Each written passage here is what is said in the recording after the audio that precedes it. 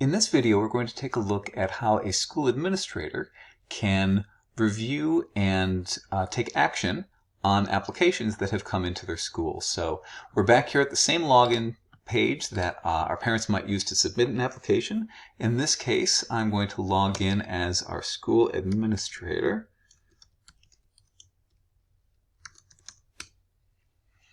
And when I do, I'm taken to a home page here where you can see I can look at our campaigns or I can create a new campaign. So when we look here, you'll see that we've set up several different campaigns. Often schools only have one, but in this case, the one that we had published on our website was our 2020-2021 Fall General Campaign.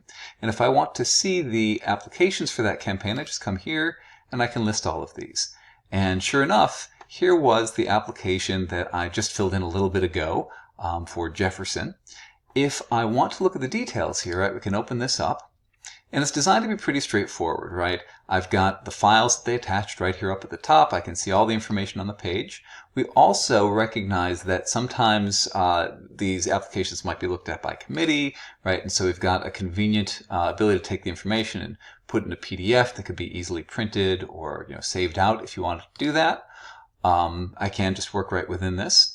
We do give the ability, if desired, we can come in here and as the school administrator, if I had additional details, if I knew the work phone number, I can come in and add a work phone number, for example, and I can save these changes back into the system if we want.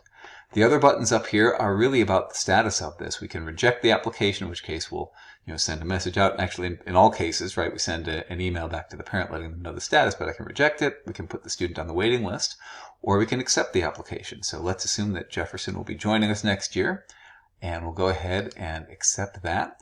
And what happens then is the Twine registration system takes all of the information, the parent's address and phone number and names and contacts, all of the student information, and it drops it right into the Twine management console. So when we come in and we take a look, sure enough, here is Jefferson Falcon. He is set up and ready to go. We can now enroll him in classes, and really that's it. Just trying to make it as simple as possible and streamlined to accept folks into the school.